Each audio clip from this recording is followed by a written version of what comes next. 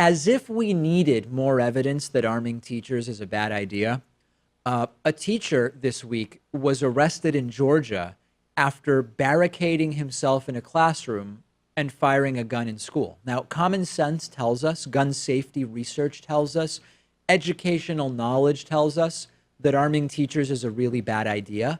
But we also now have anecdotal evidence. And yes, anecdotal evidence is one of the weakest forms of evidence, but it happens to be corroborative evidence in this case, in addition to everything else that we already know about this. A 53-year-old male teacher in a Georgia high school barricaded himself in a classroom, fired a handgun, held a 30 to 45-minute standoff with police. And yeah, eventually he was arrested. He didn't seem to want to hurt students. He fired the gun at an external window, an exterior window as it's described, when the school's principal tried to get into the classroom that he had barricaded. And of course, when I read this, my reaction was the students need to be armed. Immediately arm all students so that they can defend themselves against teachers like this. Or maybe we need more teachers with guns. Like if the principal had been armed, instead of failing to get into the barricaded classroom, he would have, I don't know, shot the lock off the door and pushed his way in or something like that. Now, truthfully, fortunately, this was a minor incident, right? The only injury in this entire thing, I guess a student was running away from the classroom that this guy barricaded himself in and like sprained their ankle. So okay, we can be glad about that. But we went through the scenarios last week about arming teachers. You arm teachers, and now you can have teachers accidentally shooting students. You can have a teacher losing it and going after students or other teachers because they're disgruntled or for whatever other reason. You'll have lawsuits against schools for students that were wrongfully shot by teachers. You'll have police showing up in the midst of a chaotic situation. They'll see a teacher with a gun and they don't know, is the teacher with the gun the good human with a gun or the bad human with a gun and shooting the teachers? It has disaster written all over it. Yeah, I think it's conceivable that a teacher could stop a mass shooter Of at course. a school. Of Maybe course. that could happen, but I think that the concerns that you just raised far outweigh that possibility. Well, and the red pill right, as I'm calling them on the internet, they're saying the teacher shooting a gun is a false flag conspiracy meant to discredit Trump's idea of arming teachers. And once again, doesn't anybody think that if you were going to orchestrate a false flag to make arming teachers appear to be a bad idea, wouldn't they at least shoot another student, if not kill another student?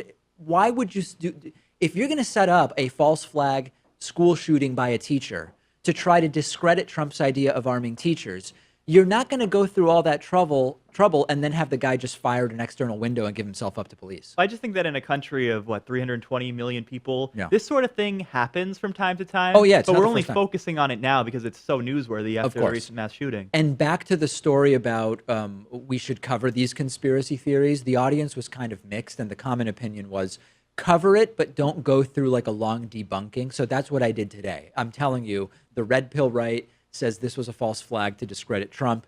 It's patently absurd and makes no sense whatsoever. Join us in our discussion of all of the topics on today's show at davidpakman.com/Reddit. We will take a break and be back after this. Today's program is made possible in part by Futur. Futur is a social forecasting game where you compete with other players to predict the future, and it's built on the principles of what's called a prediction market, a scientifically proven way of using the wisdom of the crowd to create more accurate predictions about future events. Prediction markets have been shown to work much better than other forecasting methods like polling or expert analysis in many cases. And Futur has actually taken the concept and turned it into a fun, easy to use social game. You open up the Futur app and you'll see a whole range of forecasts covering topics across the board, from politics to sports and everything in between. You can check out my predictions and follow me to get updates on my profile, which is linked to in the description if you're watching this on YouTube.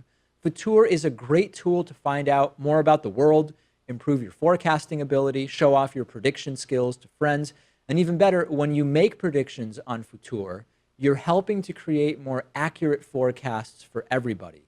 Their mission of creating better predictions is great, and actually going in there and seeing how well you can do at predicting the future can be kind of addicting.